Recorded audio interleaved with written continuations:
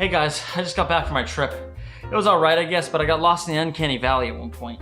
I saw a lot of weird stuff down there, but probably the weirdest was a canceled project. See, there have been tons of movies and shows that have been able to claw their way out of the valley and still permeate society today, but there were a couple down there that have been lost with time, never to be seen or finished. Well, no one said grave robbing isn't honorable. Hey, remember these? You can thank him. Robert Zemeckis is a fascinating director to research, as his filmography is it's just kind of weird. He's made some of the most famous films of all time, the Back to the Future trilogy, Forrest Gump, Who Framed Roger Rabbit. The guy was pretty consistent in churning out hits for a while. Probably the thing he's known best for is how he wasn't afraid to push the boundaries of film technology. He clearly thinks outside the box when it comes to whatever he wants to achieve for his vision. Like, everybody loves talking about how groundbreaking the deep fakes were in Forrest Gump, but for good reason. Nothing of that quality had been done before, especially when you compare them to what they're excusing now. The man knows either how to get the desired outcome of what he wants, or knows the right people to hire. Like, have you seen the behind the scenes of Roger Rabbit? What madman could pull something like that off? But then, he got a little fixated on something. He started to direct films that were entirely motion captured. Like, there was a good 10 years where this is basically all he was doing. And they've aged... well, they've aged. It was a really weird pivot for him to do, since this is basically all he did for a while. I mean, I guess I can kind of understand a basic argument of like how you have complete control over every aspect of production. You don't have to worry about shooting on location, you can reuse actors, props and costumes can be dealt with later. Plus, on paper, if you're trying to achieve a certain style, it can be tremendously beneficial. Like, take the Polar Express for example. Aside from the iffy character models, I'd say they mostly succeeded in trying to match the look of the book. Whereas something like Beowulf, like, why is this animated? I firmly believe that if this was live action, it would be remembered a lot more fondly. Like, I unironically like a lot about this movie outside of the fact that it's animated. And after doing A Christmas Carol, Zemeckis' next project was going to be a remake, in fact. A remake of the Beatles film Yellow Submarine. Now you might be thinking this is kind of a weird project to dump this much money into and remake, but it actually makes a little more sense than you might think. Right, let Bob cook, he knows what he's doing. Plus, he actually has a bit of experience with the Beatles, since his first film was I Wanna Hold Your Hand, which is about this wacky group of teenagers trying to see the Beatles perform in the Ed Sullivan Show. It's actually a pretty good movie.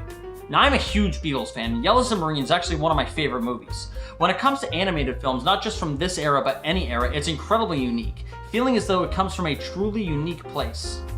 Like, I can't imagine a board meeting where a bunch of executives are like, alright, our next project is going to be a bunch of this. It demos really well with children. Whatever LSD-infused fantasies this originated from was really unique to this production, and it didn't feel like some sort of corporate-produced product. Now, the Beatles are not only famous for their music, but they also have a fair few movies under their belt.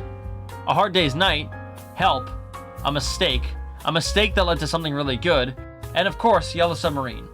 Plus, they had a fairly popular Saturday morning cartoon as well. They weren't strangers to film or television by any means. Now, as much as I love this movie, it's not perfect. Its script is half-baked and kind of meanders at times. It constantly introduces and abandons concepts. It's a visual film. You're there to see a bunch of nonsense while listening to Beatles music.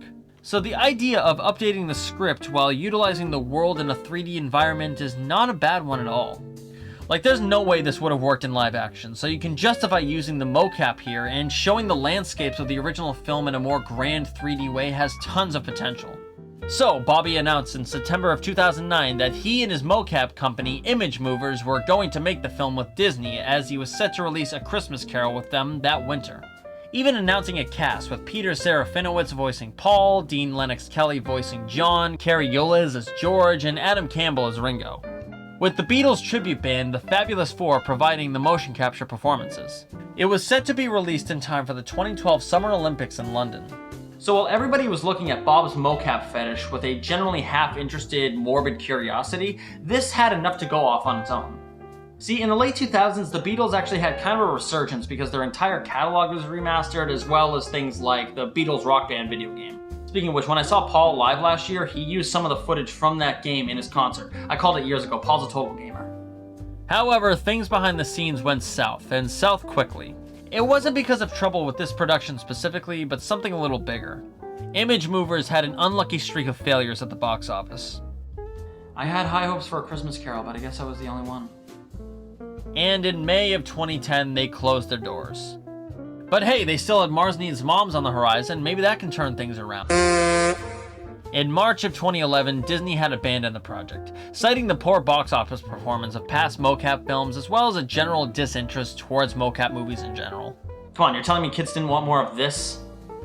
Now, believe it or not, I'm not too sure how far into development this truly got because there really isn't that much to go off of. No official script has been leaked online, and most of the production was kept under wraps. There's been a bunch of concept art, storyboard animations, behind-the-scenes photos of the mocap sessions, and even some test animations were done with the Blue Meanie and one with the Beatles themselves using the dialogue from their cameo at the end of the original film.